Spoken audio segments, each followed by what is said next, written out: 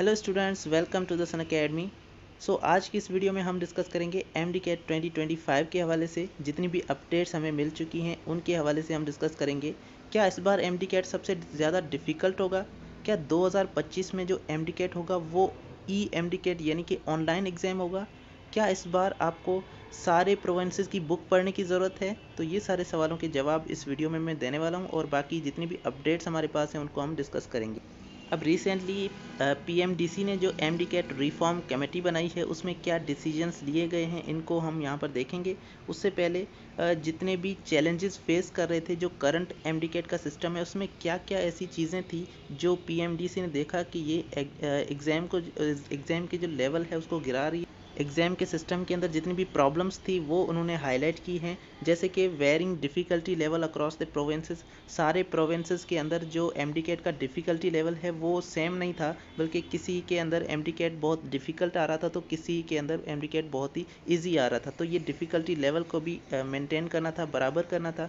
और उसके बाद पोटेंशियल फॉर चीटिंग ये भी एक इशू था कि सिंध का जैसे पेपर लीक हो गया तो ये इन इश्यूज़ को भी रिफॉर्म करना था। और साथ में limited assessment of critical thinking, जो स्टूडेंट्स की एबिलिटीज़ हैं, जो कॉग्निटिव एबिलिटीज़ हैं उनको टेस्ट नहीं किया जा रहा था, बल्कि यहाँ पर जो कोचिंग माफियाज़ हैं उन्होंने क्या किया कि डिफरेंट क्वेश्चन बैंक से स्टूडेंट को जस्ट कुछ ही क्वेश्चंस प्रोवाइड किए और उन क्वेश्चन से स्टूडेंट्स ने फ़ायदा लिया। मतलब कि जो MDCAT था, MDCAT में सिर्फ ऐसे क्वेश्चंस आ रहे थे जो रिकॉल लेवल थे और ज़्यादा इसमें जो है वो स्टूडेंट की एबिलिटीज़ को चेक नहीं किया जा रहा था।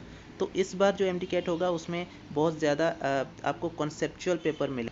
अब उनको भी डिस्कस करते हैं, लेकिन ये जो कमेटी है ये 27 नवंबर 2024 में ये एक कमेटी बनाई गई और इसमें MDCAT 2025 को डिस्कस किया गया और इसमें सारे प्रोविंसेस के जो मेंबर थे वो इंक्लूड किए गए। इसका मतलब है कि MDCAT क्योंकि नेशनल लेवल होने वाला है तो सारे प्रोविंसेस के जो मेंबर्स हैं वो होने चाहिए, ताकि ये एक इजी रहे उनके लिए एक डिसीजन लेना कि किस तरह से हम एक नेशनल लेवल का MDCAT कंडक्ट कर सकते हैं। अब कमेटी के हर मेंबर को एक अलग अलग टास्क दिया गया और उनके हिसाब से एक बेटर सिस्टम बनाया जाएगा 2025 में MDCAT के लिए। अब कमेटी ने जो जो डिसीजंस लिए हैं वो यहाँ पर हम देखते हैं कि नेशनल लेवल का MDCAT नेक्स्ट ईयर कंडक्ट किया जाएगा। मतलब कि 2025 में जो MDCAT होगा वो एक नेशनल MDCAT होगा जिसमें सारे प्रोविंसेस का पूरे पाकिस्तान में सिर्फ एक ही MDCAT का पेपर होगा और वो पूरे पाकिस्तान में लिया जाएगा। सिंध का बच्चा, पंजाब का बच्चा, फेडरल का बच्चा, सारे बच्चे वही पेपर देंगे जो एक MDCAT का पेपर होगा। इसका मतलब MDCAT नेशनल MDCAT होने वाला है। और दूसरी बात इसमें ये डिस्कस की गई कि सेम सिलेबस होगा सारे प्रोविंसेस के लिए। एक यूनिफाइड सिलेबस बनाया जाएगा जो सारे प्रोविंसेस की बुक्स के अंदर मौजूद हो। एक ऐसा सिलेबस जिसमें सिर्फ वही टॉपिक्स इंक्लूडेड होंगे जो सारे सिलेबस के अंदर मतलब कि पाकिस्तान के किसी भी अगर आप प्रोविंस के अंदर देखेंगे तो वो उसके बुक्स के अंदर मौजूद हो। तो ऐसा एक सिलेबस बनाया जाएगा। इसका मतलब है कि आप अगर उस सिलेबस को कवर करते हैं तो उसका मतलब है आपने पूरा जो MDCAT का सिलेबस है वो कवर कर लिया और उसके बाद फर्दर आपको जो प्रोविंसेस की बुक्स हैं उनको पढ़ने की ज़रूरत नहीं। जो सिलेबस के अंदर एक दूसरे के सिलेबस के अंदर थोड़े से डिफरेंसेस आते हैं आप उनको जस्ट कवर कर सकते हैं और बाकी आपको सिलेबस को देख लेना है कि ये अगर ये सिलेबस में ये टॉपिक मौजूद है और ये टॉपिक हमें कवर करना है, और अगर ये टॉपिक सिंध की बुक के अंदर है और पंजाब की बुक के अंदर नहीं है तो भी आपको ये टॉपिक जो है वो कहीं ना कहीं से कवर करना होगा क्योंकि सिलेबस के अंदर मौजूद है। तो नेक्स्ट ईयर आपको जस्ट सिलेबस को देख कर पढ़ना है, बुक्स को देखकर नहीं पढ़ना। सिलेबस के अंदर कोई चीज़ है तो वो आपको लाजमी से कवर करनी है। टेस्ट में be conducted online. Next year जो टेस्ट होगा वो ऑनलाइन हो सकता है क्योंकि टेक्नोलॉजी इंटीग्रेशन की बात की जा रही है कि अगर ऑनलाइन MDCAT होगा तो एक पोर्टल जो होगा वो क्वेश्चन बैंक का वहाँ पर पोर्टल बनाया जाएगा और वो वहाँ से स्टूडेंट के लिए बहुत ज़्यादा ट्रांसपेरेंसी और फेयरनेस के साथ ये एग्ज़ाम कंडक्ट किया जाएगा।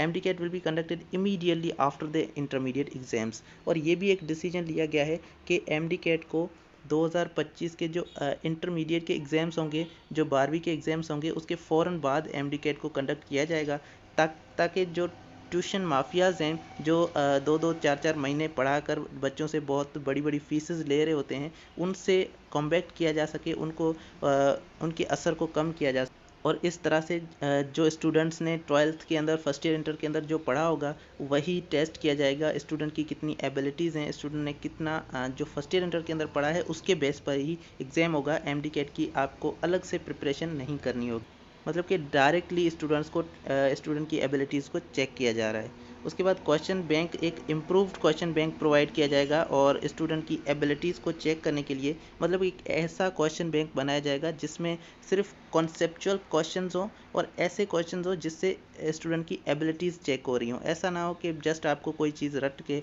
आप वो चीज़ वहाँ पर देकर आ रहे हो, ऐसा नहीं होगा। जस्ट एक इम्प्रूव्ड, एक अच्छे मतलब कॉन्सेप्चुअल क्वेश्चंस बनाए जाएंगे इस MD कैट में। अब फेयरनेस होगी, ट्रांसपेरेंसी होगी और मेरिट के साथ ये MD कैट कंडक्ट किया जाएगा। और ये जितने भी फैसले लिए गए हैं अभी ये फाइनलाइज नहीं हुए हैं और इन सभी के बारे में ये जो मेंबर्स हैं, कमेटी के मेंबर्स, ये रिकमेंडेशन देंगे और उसके बाद ये सबमिट कर देंगे 2024 के दिसंबर के थ्रू।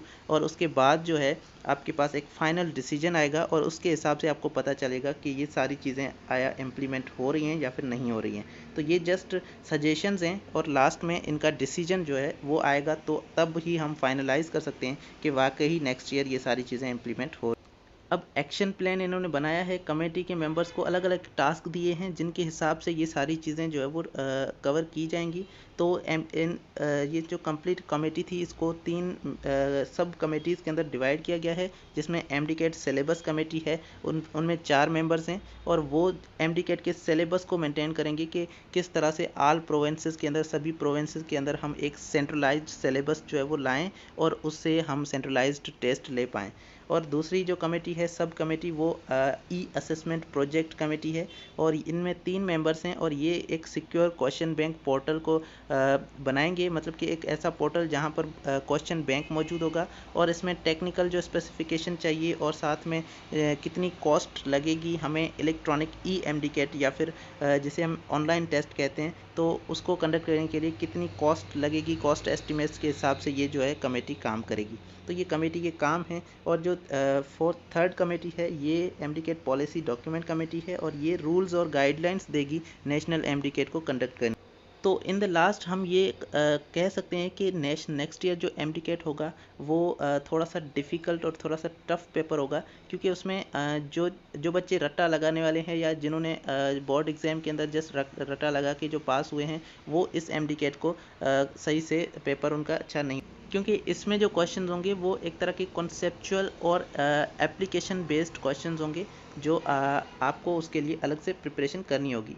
तो अब देखें आपके पास टाइम भी कम है और इंटरमीडिएट के एग्ज़ाम के फ़ौरन बाद अगर ये हो रहा है तो इसका मतलब आप जो है वो मई के अंदर अगर आपके अप्रैल या मई के अंदर अगर आपके पेपर हो रहे हैं तो आपका जून या फिर जुलाई के अंदर ये एग्ज़ाम MD कैट हो जाएगा। तो इसलिए आपके पास बहुत ही कम टाइम है, ये जो जनवरी के अंदर आप अपनी प्रिपरेशन स्टार्ट कर दें ताकि आपको जल्दी से अपनी प्रिपरेशन जो है वो कवर कर पाएँ MD कैट जब आ जाएगा तब। अब नेक्स्ट लेक्चर में बनाऊंगा जिसमें मैं आपको एक पूरा प्रिपरेशन प्लान बताऊंगा कि किस तरह से आप अपनी प्रिपरेशन कर सकते हैं नेशनल MD कैट के लिए। तो अगर आप वो लेक्चर जल्दी चाहते हैं तो आप कमेंट कर दें और ये वीडियो अगर आपको पसंद आई है तो वीडियो को लाइक कर दें, चैनल को सब्सक्राइब कर दें ऐसे ही अपडेट्स के लिए। और MD CAT, national MD CAT 2025 के लेक्चर्स भी हम इस चैनल पर अपलोड करने की कोशिश करेंगे। Thank you so much for watching. अल्लाह हाफिज़।